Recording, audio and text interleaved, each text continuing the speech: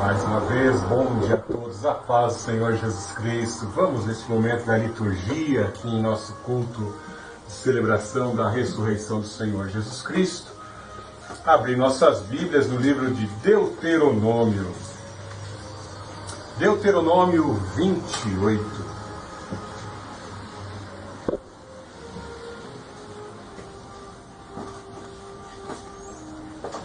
Deuteronômio 28. Nós vamos ler alguns dos versículos do capítulo 28 de Deuteronômio, visto que Deuteronômio 28 tem 68 versículos. Nós vamos estar nesta manhã refletindo em alguns destes versículos, de alguns destes versos. Comecemos primeiramente Deuteronômio 28. Acompanhe comigo. E acontecerá que, se ouvires diligentemente a voz do Senhor teu Deus, para guardar e cumprir todos os seus mandamentos que te ordeno neste dia, que o Senhor teu Deus te exaltará acima de todas as nações da terra, e todas essas bênçãos virão a ti e te alcançarão, se ouvires a voz do Senhor teu Deus. Bendito serás tu na cidade, bendito serás no campo, bendito será o fruto do teu corpo e o fruto da tua terra, o fruto dos teus animais, o crescimento das tuas vacas, o rebanho das tuas ovelhas. Bendito será o teu cesto e o teu armazém. Bendito serás quando entrares e bendito serás quando saíres. O Senhor fará com que os inimigos que se levantem contra ti, sejam feridos perante a tua face. Eles sairão contra ti por um caminho e fugirão diante de ti por 7 caminhos. O Senhor ordenará que a bênção esteja contigo, nos teus celeiros e em tudo o que puseres a tua mão, e te abençoará na terra que o Senhor teu Deus te der. O Senhor te estabelecerá como um povo santo para si mesmo, como te jurou, se guardares os mandamentos do Senhor teu Deus e andares nos seus caminhos. E todos os povos da terra verão que és chamado pelo nome do Senhor e terão medo de ti. O Senhor te tornará abundante em bens, no fruto do teu ventre e no fruto dos teus animais, no fruto da tua terra, que o Senhor jurou aos teus pais que te daria. O Senhor te abrirá o seu bom tesouro do céu, os céus, para dar chuva à tua terra no seu tempo, e para abençoar toda a obra das tuas mãos. Emprestarás a muitas nações, e tu não pedirás nada emprestado. O Senhor fará de ti a cabeça e não a cauda, e só estarás em cima e não estarás debaixo, se ouvires os mandamentos do Senhor teu Deus, que te ordeno neste dia, para que os observes e os cumpras, e não te desviarás de todas as palavras que te ordeno neste dia, nem para a mão direita, nem para a esquerda, para andares após outros deuses para os servires. Vamos ver o verso 15. Mas acontecerá que, se não deres ouvido à voz do Senhor teu Deus, para cuidares de cumprir todos os seus mandamentos e os seus estatutos que te ordeno neste dia, sobre ti virão todas estas maldições, te alcançará. Maldito serás tu na cidade, maldito serás tu no campo. Vamos aqui no verso 28.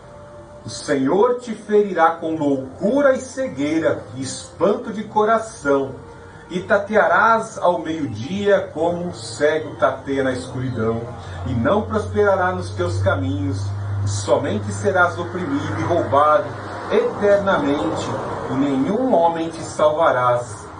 Vamos agora ao verso final, verso 68. O Senhor te levará outra vez ao Egito em barcos, pelo caminho de que te falei. Não mais o verás, e ali sereis vendido aos vossos inimigos como servos e serva, e nenhum homem vos comprará. Oremos neste momento. Deus Altíssimo, Deus de amor, Deus de poder, estamos debaixo da Tua graça, e a Tua graça foi oferecida a nós pela pessoa do Senhor Jesus Cristo, foi oferecida a nós no poder do Espírito Santo, o Consolador, que nos cela, nos garante a promessa e nos capacita para a salvação. Senhor Jesus Cristo, neste momento eu te clamo, ajuda-nos pelo poder do Teu Espírito a nos procedermos bem nessa vida, obedecermos os Teus mandamentos, os Teus preceitos, estatutos, pois sabemos que a Tua lei é universal. Pelos critérios da Tua lei, do Teu caráter, da Tua justiça, nós seremos julgados. Todos nós passaremos pelo tribunal de Cristo para prestar conta das boas e das más obras da carne. Senhor Jesus Cristo, eu te clamo, que as maldições sejam sanadas pelo sangue do Senhor Jesus Cristo. Nós confiamos e cremos no poder do Teu sacrifício, no poder do Teu sangue, no poder do Teu Espírito Consolador. E assim nós temos a certeza da salvação e a garantia de que, se invocarmos o nome do Senhor, Ele mostrará a salvação. Se estendermos o louvor e a adoração diária, o Senhor, no dia mau, mostrará a salvação às nossas vidas, porque Tu és Deus misericordioso, Deus poderoso, Deus grandioso, infinito em benignidade. Senhor Jesus Cristo, abençoe a todos que nos assistem pela plataforma do YouTube, que possam entender que Tu és um Deus soberano e que o Senhor não se alegra com a morte do ímpio que perece sem conhecer e negligenciando a salvação. Por isso nós, remanescente cristã de Filadélfia, neste momento adoramos e celebramos ao Deus Altíssimo, adoramos e celebramos o Senhor Jesus, adoramos e celebramos ao Santo Espírito, em nome do Senhor Jesus Cristo. Que os inimigos da mensagem sejam afastados agora, pelo poder do Espírito Consolador, em nome do Senhor Jesus. E assim, adoramos e exaltamos o Pai, adoramos e exaltamos o Filho, adoramos e exaltamos o Santo Espírito. Amém. Louvado seja o nome do Senhor Jesus Cristo. É muito comum nós ficarmos um tanto que perplexos e ao mesmo tempo espantados quando abrimos a lei de Deus. O Código Mosaico, o Torá Sagrado, que vai de Gênesis a Deuteronômio, Gênesis, Êxodo, Levítico, Número e Deuteronômios, nós vemos, de certa forma, além da criação, nós vemos a formação do aparelho sacerdotal, religioso ali em Levíticos, nós vemos o chamado de um homem em Gênesis, de Abraão, para dele construir uma grande nação e por meio desta nação assim abençoar, estender esta bênção para todas as nações da terra. Encontramos diversos fatos, em especial encontramos, como eu disse, em Levíticos, algumas leis muito importantes.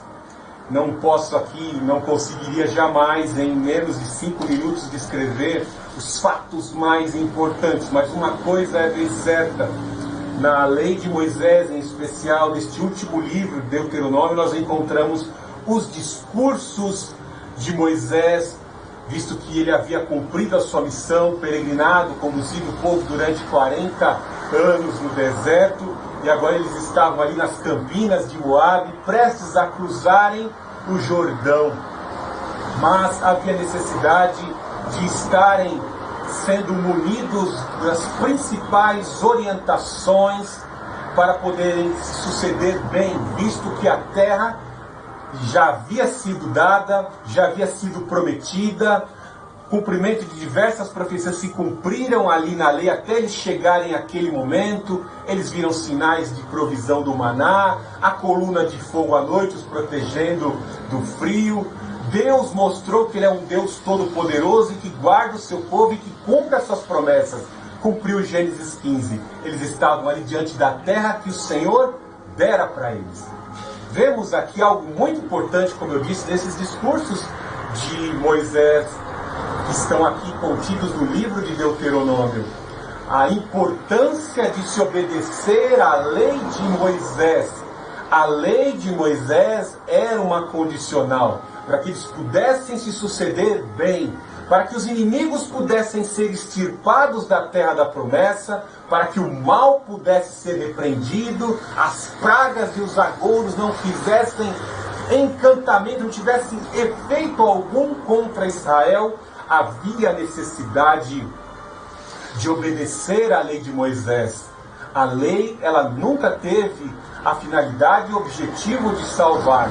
Ela tinha a finalidade, sim, de orientar o povo como conduzir-se na sociedade civil, nos cultos cerimoniais para a aproximação do povo de Deus para com o Deus santo, ser santo como eu sou santo, e a lei moral, o que é ético e o que é antiético, o que é moral e o que é errado, o que é certo e o que é errado. Então a lei de Deus, a lei mosaica, tinha essa finalidade. Por isso que nós vemos aqui com muita veemência o nosso Deus usar a boca do seu profeta Moisés para descrever nesse discurso tão longo, de 68 versículos, o que era necessário para que eles pudessem manter as suas famílias saudáveis, tanto fisicamente como espiritualmente, manterem as suas terras, a posse da terra que foi conquistada, foi demarcada pelas peregrinações de Abraão, manterem suas vidas de adorador por meio do aparelho sacerdotal levítico. As orientações essenciais estavam ali. E eles sabiam dessa responsabilidade. Eles viram, de certa forma, em partes, a manifestação terrível desse Deus, do único Deus e Deus verdadeiro. Deus foi muito enfático quando mostrou pela lei a derrota de todos os deuses do Egito. Em mesmo plágio e da mesma forma, paródias semelhantes aos deuses do Egito existiam na terra de Canaã. E em hipótese alguma eles podiam adulterar no culto a esses deuses que existiam na terra de Canaã. Ou seja, eles não poderiam, em hipótese alguma, se identificar e tornar algo comum às suas vidas as práticas pagãs daquela terra de Canaã. Muito pelo contrário, como eu afirmei, a lei de Moisés trazia uma cultura nova, uma novidade de vida, para que eles pudessem ser o quê? Para que eles pudessem ser uma nação santa, uma nação de sacerdotes. O bichinho de Jacó, a nação de Israel, um povo pequeno, poderia ser um espelho, um exemplo para o mundo. Um povo que cultua o verdadeiro Deus e que colhe na sua vida, vivencia as bênçãos materiais, as bênçãos espirituais, as bênçãos familiares, por cultuarem este Deus verdadeiro. Logo entendemos que somos criatura. Em plena dispensação da graça, podemos encontrar algo da lei, o interior, o coração da lei, dentro da dispensação da graça. E podemos também encontrar a graça e o amor desse Deus ali inserido dentro dos preceitos da lei. Nesse discurso de Moisés nós encontramos a lei e a graça. Talvez você fez questão, eu fiz questão de ler aqui os primeiros 14 versículos, onde mostra a parte boa, entre aspas, as bênçãos que seriam por consequência de todo aquele dos filhos de Israel que obedecessem os preceitos, estatutos e os mandamentos da lei de Moisés. E do verso 15 em diante, os outros versos são as maldições por decorrência de desobedecerem a lei de Moisés. É algo terrível, porque somente 14 versículos resumem tudo aquilo que nós, povo de Deus, assim como a nação de Israel, necessitam para ser bem-sucedidos. O que nós precisamos para ser bem-sucedidos? Mostra claramente que o Senhor vai abençoar a terra, vai abençoar a fertilidade do gado. Se Deus prometeu abençoar as nossas fontes de renda, a nação de Israel não necessitava, em hipótese alguma, cultuar os deuses da fertilidade. E nos dias de hoje, trazendo isso para a graça, as pessoas fazem questão de cultuar os deuses da fertilidade. Cultuam a deusa Mamon. Naquela época, em Canaã, se cultuava a Será, amante de Baal, para que pudesse haver chuva e fertilidade na terra e no gado, e Baal semelhantemente, cultos licenciosos estavam envolvidos na adoração desses ídolos, desses demônios, para que se pudesse alcançar a prosperidade, uma falsa e provisória prosperidade. O nosso Deus, em detrimento destes deuses, mostra que Ele é muito superior. Tão somente se eles obedecessem à lei de Moisés, o gado ia se multiplicar, Ele ia enviar chuva, Ele ia enviar a chuva temporã e seródia, Ele enviaria a prosperidade, Deus enviaria condições financeiras de muita abundância ao seu povo. Basta você olhar para Israel nos dias de hoje e notar quem foram os criadores do dinheiro, família Rothschild, né? E a gente percebe que o cumprimento desta palavra, por mais que eles não sejam tementes a Deus, esses grandes banqueiros, nós vemos que o cumprimento desta palavra sobre os judeus assim se instala até os dias de hoje. Então vemos aqui 15, 14 versículos demonstrando toda estas bênçãos que seriam decorrentes da obediência à lei. Veja a condicional C. E acontecerá que, se ouvindo diligentemente a voz do Senhor teu Deus, para guardar, cumprir todos os seus mandamentos. Note que o povo naquela época era muito iletrado, poucos sabiam ler e escrever. O aparelho sacerdotal tinha uma grande função de ensinar a educação do povo.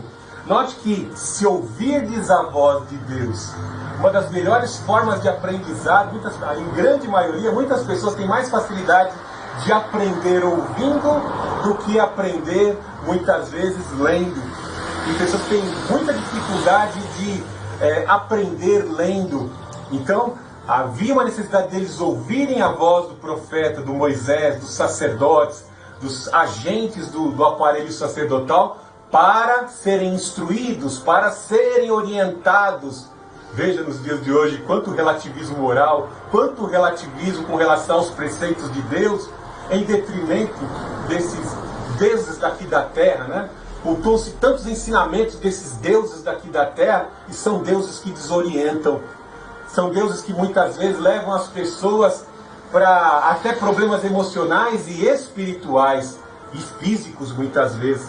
Então nós temos que atentar à voz do Senhor teu Deus, para guardar, ouvir a voz e guardar em nossos corações esses mandamentos, para cumprir, ouvir, guardar no coração e aplicá-lo em nosso vivenciamento diário. Às vezes nós estamos vindo à igreja e às vezes pensamos, no que me foi útil ouvir uma mensagem como essa nos dias de hoje?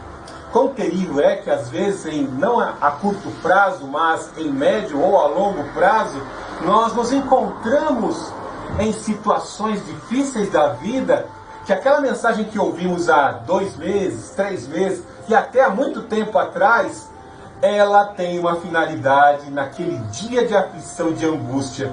Porque quando surgem os dias de aflição e de angústia, as pessoas perguntam, e agora, o que eu faço? Porque não sabe o que fazer. Estão com baratas tontas sobre o efeito de um inseticida, do bombardeio do mundo, e não sabem optar e optam errado e colhem para suas vidas as consequências de decisões erradas, porque não tinham a palavra de Deus em suas consciências, em seus corações. Errais por não conhecerdes as Escrituras. Meu povo padece por falta de conhecimento, e o conhecimento da palavra de Deus. Então é muito importante ouvir, guardar no coração, nutrir a palavra no coração para aplicá-lo em obediência em nossas atividades diárias. Isso é muito importante. Nós estamos sendo provados. Como eu disse alguns instantes atrás, a lei de Moisés está na graça, e a graça está incutida, inserida, porque provém do mesmo Deus. Tanto a lei como a graça provém do mesmo Deus. O nosso Deus é amor. O nosso Deus, às vezes, em certos casos, para algumas pessoas, expõe o rígido crivo do seu juízo para mostrar o que ele abomina. Porque ele é o verdadeiro Deus. Os falsos deuses dessa terra toleram qualquer conduta moral que atendem aí a agenda LGBT. Mas o nosso Deus, ele é muito terrível no crivo da santidade. E aqui está contida na lei de Moisés estas leis que orientam os nossos padrões de moral, para que em plena liberdade que temos na graça de Cristo, não vivenciarmos a libertinagem. Paulo fala que nós temos toda a liberdade na graça do Senhor Jesus Cristo, mas nós não podemos confundir a liberdade que temos, zombando do sangue de Cristo, e vivenciarmos uma vida de libertinagem. E aí seremos réu da condenação da lei. Nós já fomos incutidos, já fomos ensinados acerca da lei. Algo interessante, terei que resumir bastante a mensagem de hoje para que possamos, que o tempo é curto, para que possamos aproveitar o máximo dessas orientações. Pensamos a princípio que talvez esse texto de Deuteronômio 28 só seja útil para os judeus. Como eu disse, ela é muito importante para nós nos dias de hoje. Logo, o versículo 28:1 vem nos trazer isso, né? Não só para os judeus, mas como para nós cristãos, é muito importante ouvirmos, guardarmos e aplicarmos o conhecimento de Deus nas nossas vidas, para que possamos reter as consequências de uma vida de obediência. E as consequências de uma vida de obediência é o quê? Um lar abençoado, uma família abençoada, a prosperidade, bons investimentos sob a orientação do Espírito Santo e uma vida de prosperidade. Deus prometeu nesse capítulo 28, do 1 ao 14, abençoar as nossas fontes de renda, abençoar o fruto do nosso trabalho e nunca nos desamparar, jamais faltar a energia e o que é necessário para que as nossas fontes de renda possam nos trazer o sustento. E nós vamos declarar com adoração e exaltação que o Senhor é o nosso pastor e nada não nos faltará. Quando observamos a nação de Israel, ela vai falhar na obediência destes 14 versículos que estão no início do capítulo 28. E ela vai colher ao longo do versículo 15 até o 68, entre aspas, todas as implicações destas maldições. Bênção ou maldição? Se obedecerdes, bênção. Se desobedecerdes, desobedecerdes a maldição, por consequência da desobediência, da rebeldia, de ir atrás de outros deuses em detrimento do Deus verdadeiro. Então veja que do capítulo 15 até o 68, nós vemos que estas leis que mostram as consequências da desobediência, que são as maldições, com um caráter profético, ou seja, com o que vai se cumprir na vida de Israel em detalhes, em determinadas fases da vida do povo de Deus. Veja que ele fala no verso 15 que nós lemos, no final do verso 15, que te ordeno neste dia, sobre ti virão estas maldições que te alcançarão. Maldito serás tu na cidade e maldito serás tu no campo. Quão terrível é o judeu ou o povo de Deus, tanto o judeu como o povo de Deus, que estão em desobediência, em desagrado a Deus, que já tiveram lá no passado uma experiência com Deus, mas estão afastados da vida de adoração e de repente vão empreender no campo, vão empreender na cidade e de repente o negócio não vai, não prospera. Por que não vai e não prospera? Porque você está sujeito a uma maldição pela negligência, pela ingratidão com relação a Deus. Muitos que estão lá no mundo, o diabo cuida do que é seu. Às vezes, como as pessoas caem na mesma condição daqueles do filho de Asaf, que escreve o Salmo 73, e ele vivendo a sua vida ali de adoração no templo, exercendo serviço na casa de Deus, talvez esteja na mesma condição do irmão do filho pródigo, servindo a Deus, e de repente ele começa a se desgastar de fazer todo dia aquelas ações mecânicas e começa a se entediar das coisas de Deus, do serviço que foi colocado nas mãos dele, e ele de repente, né, começa a olhar, ver o seu irmão quando o Senhor Deus quando o Senhor Pai fez uma festa no retorno do irmão, e ele fica ali, poxa, meu pai fez uma festa para o meu irmão, esse esbanjador que gastou toda a sua fortuna e a sua parte da herança, e para mim, meu pai nunca matou um animal cevado ali para mim comer com os seus amigos, né? E o pai responde, né? Porque ele não quer participar da festa, e o pai vai até lá fora para dizer, filho, por que você não está participando da alegria do retorno do teu irmão? E ele diz no momento algo importante, o que eu quero frisar: tudo que eu tenho é teu. Nós estamos bem muitas vezes, por isso que Paulo nos ensina a vivermos vida de contentamento.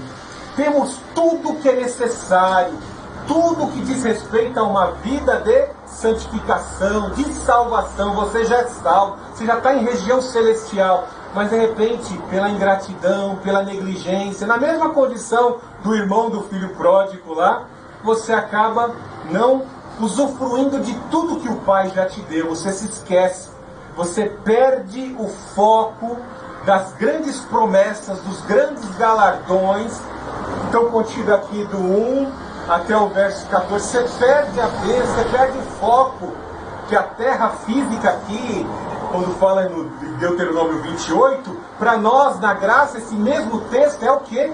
A Canaã celestial, a terra da promessa, a terra que foi prometida para Abraão e todos os amigos de Deus que sentem prazer em servir a Deus.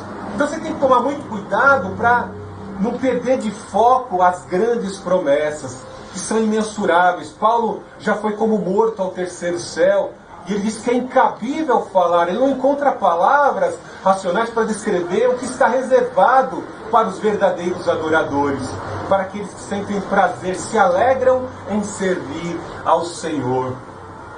Algo de maravilhoso nesse texto também, mostra aqui, maldito serás na cidade, maldito tu serás também no campo. Então os empreendimentos começam a dar errado, começa tudo a falhar, porque a pessoa está em desagrado, em desarmonia com Deus. Veja no livro de Juízes como a nação de Israel vivenciou isso.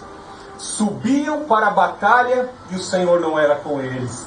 Veja o pecado de Ófine e Finéias, né? Viviam na fornicação, praticando a imoralidade em frente à região sagrada, ali aquela tenda de adoração, e aí pegaram lá a Arca do Concerto como um amuleto para tentar vencer os filisteus. Foram derrotados. Então veja que quando nós não estamos em harmonia com o Senhor, quando não estamos em harmonia com o seu Espírito Santo, os empreendimentos dão errado. Qualquer empreendimento no campo ou na cidade vai falhar. Veja algo de maravilhoso quando se fala em maldições. Balaão estava ambicionando ganhar o lucro que Balaque lhe ofereceu, os baús cheios de ouro e pedras preciosas, de riqueza, e ele ambicioso como um bruxo mercenário, querendo aquilo, mas o Espírito de Deus o estava impedindo. Mas ele persistia ao ponto de surrar a sua jumenta, que viu o anjo do Senhor, que viu o Senhor em sua frente, e ali, não queria prosseguir com a persistência do seu dono, Balaão. E algo terrível, né? Balaão tentou fazer encantamentos e o Senhor o impediu ali. Ofereceu o sacrifício e Deus o impediu e utilizou ele como vaso de profecia. O Espírito de Deus usa quem ele quer. Usa o jumento, usa o falso profeta, usa até o satanista. Usou um satanista como Balaão. Algo de interessante que Balaão teve uma experiência com Deus e ele deveria ter se convertido a Deus. Porque ele que invocava espíritos como um mercenário para fazer bruxaria, a encantamentos e agouros, conhecia toda sorte de espírito. Ele sabia todo tipo de trabalho que se faz para agradar, para invocar espírito e efetuar o trabalho de destruição e de agouro. Note que no texto ele fala: vou consultar o Espírito de Deus. Então ele também tinha um certo conhecimento do verdadeiro Ruach Elohim, do Espírito de Deus. E algo interessante é que ele, como um agente do diabo, ele ficou estudando o povo de Deus. Como eu consigo romper essa cerca de fogo que protege a nação de Israel? Como é que eu quebro esse encantamento e aflijo a nação de Israel, trago maldição à nação de Israel. E ele conseguiu descobrir. A cerca de fogo estava protegendo a nação de Israel, porque o povo de Israel estava em obediência à lei de Moisés. E aí ele contratou prostitutas moabitas, e elas ali influenciaram os filhos de Israel, eles caíram na prostituição, e aí Balaão ateou o encantamento e a praga pegou em Israel. É interessante que o texto aqui fala também da decorrência da peste, no verso 21, que é em decorrência da desobediência à lei de Moisés. O povo de Deus transgrediu a lei de Moisés e o Senhor enviou a peste. A praga do inimigo pega. Nos dias de hoje é a mesma coisa. Tem muito crente que pensa que é crente, mas vive com o pé na igreja, com uma reunião social e vive com o pé no mundo. Algo terrível que essa situação de mornidão faz a pessoa ficar em cima do muro e não à direita com o Senhor Jesus Cristo. Né? Os mornos vão ser vomitados e esses mornos abrem acesso, abrem uma grande brecha para que o inimigo possa desferir o seu golpe e a peste, a praga. Eles estão vulneráveis se não viverem uma vida de adoração. É muito importante. Zacarias fala da cerca de fogo. Israel tinha uma cerca de fogo. Tanto é que podia ser visto por Moisés e por todo o povo a coluna do fogo, do chocante de Deus. É esse mesmo fogo que desce em Pentecostes como línguas repartidas sobre todo o crente que aceita que Jesus Cristo é o Senhor. Nem a morte, nem a tortura pode separar o verdadeiro adorador. Nem roubo, nem maldição alguma, Paulo fala em Romanos 8, pode separar o crente desta bênção do Espírito Santo sobre a vida do crente. Tem língua de fogo sobre a tua vida. Tem língua de penhor, de garantia para você alcançar as promessas sobre a tua vida. É bênção. Este fogo coloca você em região celestial. O inimigo não pode tirar você das mãos de Deus. Mas quando você, por você mesmo, opta em desobedecer, você está se chafurdando na lama, aí é terrível. As maldições vêm sobre a tua vida. Torno mais uma vez a lembrar, a lei está inserida na graça, e a graça da lei na lei, porque ambas, tanto a lei como a graça, provém do mesmo Deus, provém do Senhor Jesus Cristo. Veja que o Senhor Jesus Cristo perdoou Maria Madalena, perdoou as mulheres pecadoras, mas ele disse: vá e não peques mais. Nós temos hoje que isso é tão distorcido hoje por pregadores e por feministas, muitas vezes feminazes, né? Que tentam aí construir a sua autoridade e às vezes não entendem isso, que Deus é amor, mas Ele é fogo consumidor.